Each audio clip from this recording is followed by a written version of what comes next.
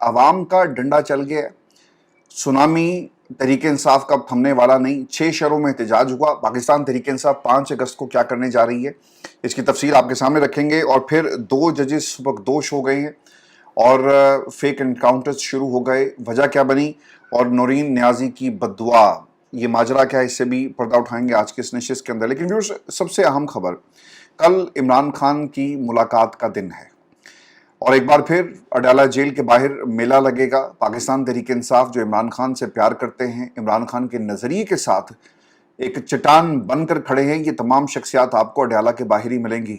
یہ کسی ٹھنڈے کمرے میں یا پھر جھنڈے والی گاڑی میں نہیں ملیں گی. وہ تمام شخصیات جو عمران خان کے پیچھے چل رہی ہیں اور ان کے جو موقف رہا پچھلے 2 برسوں میں اور جس طرح سے انہوں نے پاکستان کی اسٹیبلشمنٹ کو پیچھے دھکیل دیا, یہ تمام شخصیات آپ کو اڈیالہ کے باہر ملیں گی. اب کل ہونے کیا جا رہا ہے جی؟ ایک تو ملاقات کے اندر سلمان اکرم راجہ, جن کے بارے میں پاکستان تحریک انصاف کے اندر عدم اعتماد کی بات ہو رہی ہے اور کہا جا رہا ہے کہ ان کو ہٹاؤ کیونکہ یہ احتجاج والا میٹیریل نہیں ہے, یہ ملاقاتوں والا میٹیریل ہے, یہ وکالت والا میٹیریل ہے, یہ مشورے دینے والا میٹیریل ہے. اس کا تحریک سے کیا تعلق؟ سندھ میں جائیں, وہاں پر اجرک بھی آپ کو پہناتے ہیں, عزت بھی آپ کو ملی, اور یہ سب کچھ عمران خان کی بدولت ہے. بدلے میں آپ ٹھنڈی گاڑیوں میں بیٹھ کر اگر 26 نومبر کو لوگوں کو ویڈیوز بنا کر دے رہے تھے تو بھائی انقلاب ایسے نہیں آئے گا. اور اس نقطے پر اب تحریک عدم اعتماد ایک طرح سے ان کے لیے پارٹی کے اندر آپ کو یہ جذبات جو ہے وہ نظر آئیں گے. سلمان اکرم راجہ جی جا رہے ہیں. بیرسٹر گوہر ایک انتہائی ناقابل اعتماد شخصیت, ایک ایسی شخصیت جس نے پاکستان تحریک انصاف کا پٹھا بٹھایا اور کوئی کسر نہیں چھوڑی.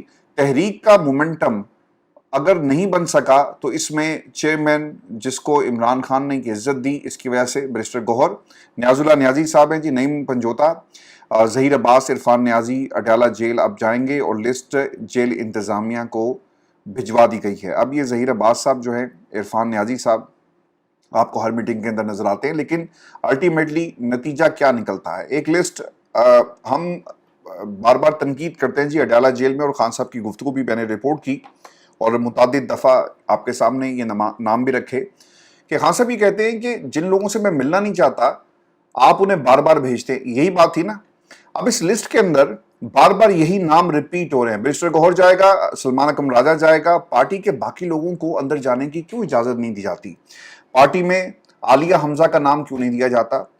پارٹی کے اندر کے پی سے جو عمران خان کے سچے سپاہی تھے ان کا نام کیوں نہیں دیا جاتا؟